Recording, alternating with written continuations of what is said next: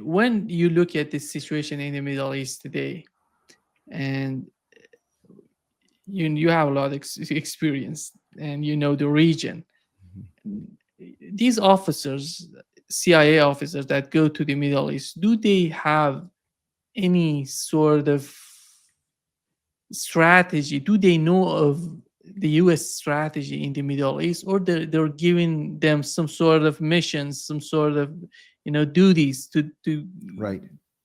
what is that? Because after all, when you are a CIA officer or someone who's working for CIA, you you just see that as a duty, or you want to know a That's bigger a great, picture of what's going on? yeah, Because that's a go great ahead. question, Nima. That's an important question. Um, First of all, most of the officers that the CIA sends to the Middle East are not Middle East experts and do not speak Arabic. Uh, Almost none of the CIA's officers in the Middle East have a long-term view, and it's because the American government usually does not have a long-term view. The CIA has something called operating directives, OD, and it goes from a level 0, which means they're coming over the embassy walls right now, to level 5, which means, if you happen to hear anything about, growing corn in Morocco, just send us a little message. So tier 0, level 0 is the most important. That is like nuclear proliferation, Iran, uh, the war in Russia and Ukraine, that kind of thing is tier 0. Tier 1 means drop what you're doing and focus on this. And it's things like terrorism, for example, or threats to an American embassy. And then it goes down from there, tier 2, 3, 4, to the point where it's nobody really cares about the lower tiers. But that's not to say that any of these tiers are for a long-term view. This was one of the things that I enjoyed the most when I was serving in the Middle East as an analyst. It's because your job was to look at the long-term view. I was interested in, let's say, Saudi stability over the next 30 years. That's interesting to me. What's not interesting is what's going to happen in the next 24 hours in Sudan, for example. I really don't care. But a lot of CIA people do care. And so they're going to be focused on Sudan in the next 24 hours, so the next 48 hours, or what happens in the next round of talks in Libya, as another example. Or what's happening, is Yemen going to split back into two different Yemens? And I think that, frankly, it does a disservice to the policymaker, because the policymaker, for the most part, can get that information by reading the New York Times or Al Jazeera or the Washington Post. So the CIA is not adding anything to the body of intelligence. It should be focused on the long term, and it's not.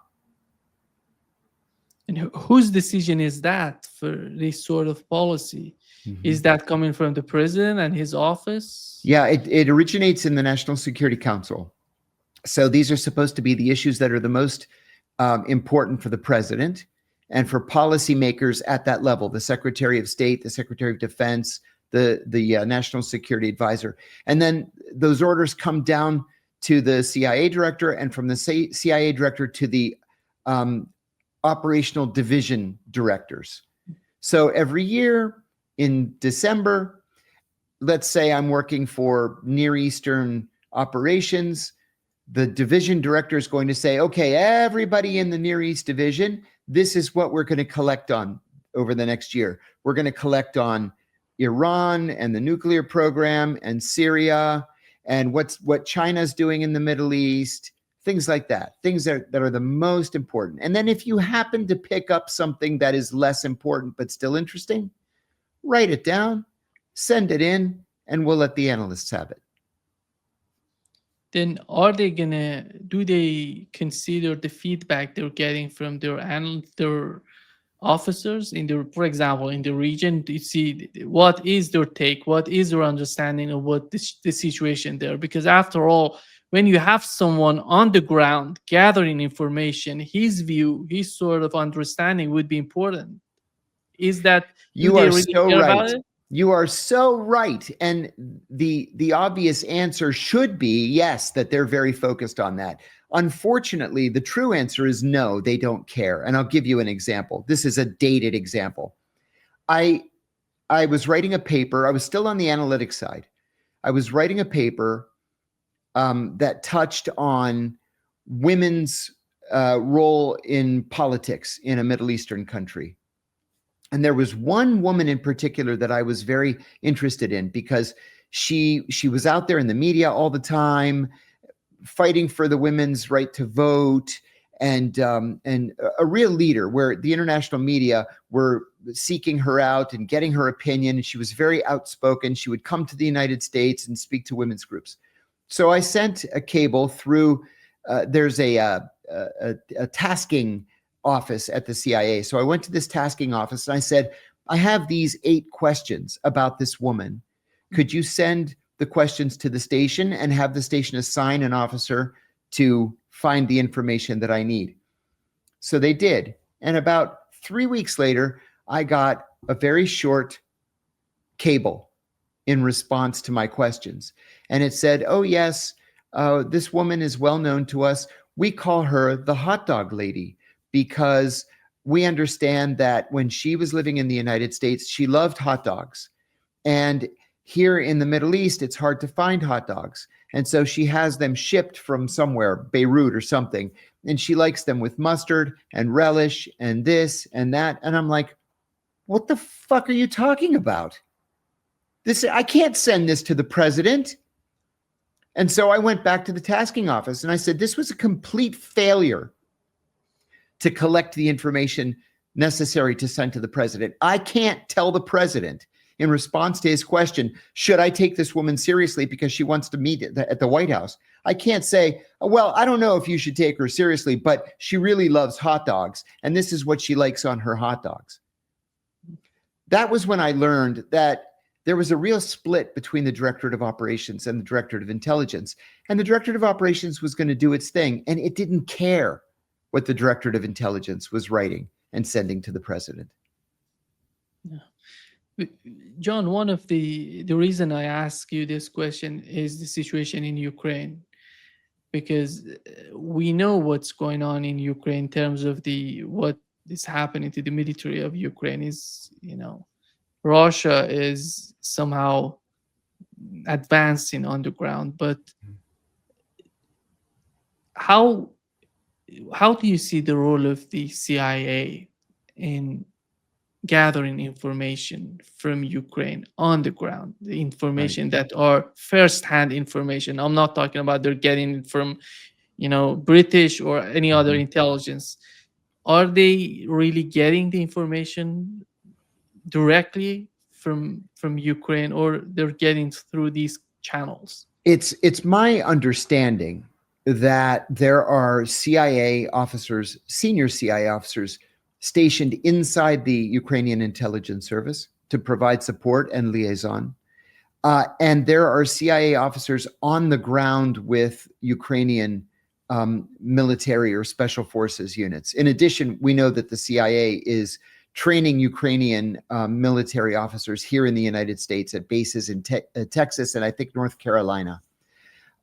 So yeah, the CIA is getting the information directly from the horse's mouth, but the Ukrainians are losing.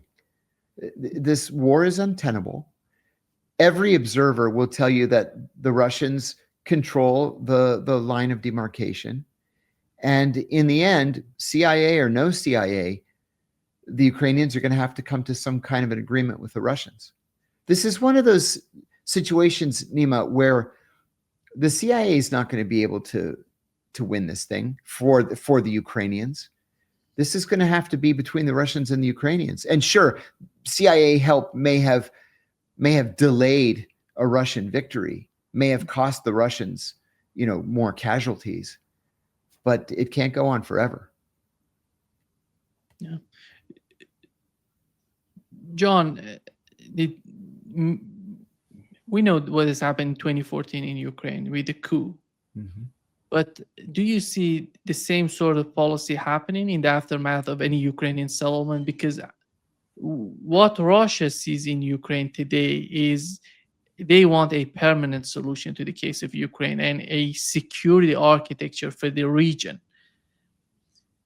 You cannot, make obstacles for CIA, MI6, or these intelligence, so Russian intelligence as well. They're doing their job. It's common. It's normal to do that.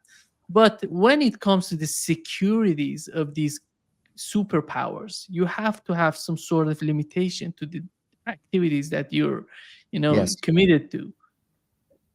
Is that going to be considered? Do you see that sort of will in the Trump administration to consider that? I think so. I agree with you. Whatever solution the two sides come to in the end, it has to be a permanent solution. And I think we've seen the indications of what that solution is going to be. It's going to have to be that the Russians keep Donetsk, Luhansk, Kherson, Crimea, the Russian speaking areas that they control de facto now. I think they'll end up controlling formally once this is over. I think that another Russian red line is that Ukraine cannot ever be a member of NATO. But that's a misnomer, Nima, because Ukraine doesn't have to be a member of NATO. Australia is not a member of NATO. Japan, South Korea, Saudi Arabia, UAE, they're not members of NATO. They're what's called major non-NATO allies. That's an official status.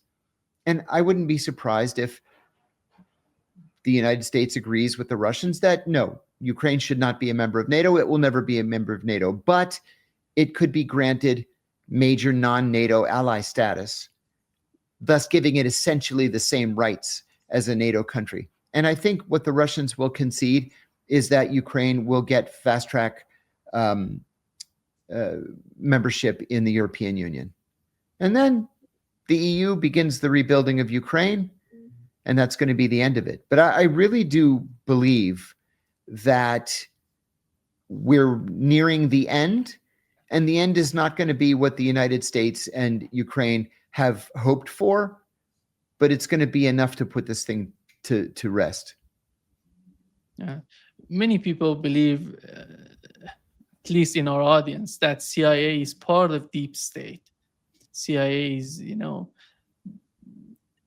you think that the leadership usually in CIA is part of the establishment, or the establishment has a lot of leverage on CIA in the way that they're using CIA? No, I agree that there is a deep state, and the CIA is an important, probably the most important part of the deep state. But let's define what a deep state is.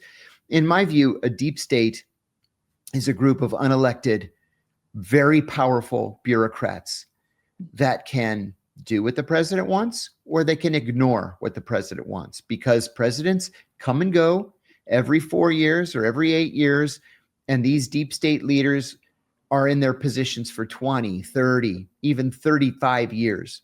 Presidents come and go, and these deep staters remain. And so if there's a policy that a president supports or wants, and it's a policy that the deep state leadership does not like, they just wait until the president's not president anymore.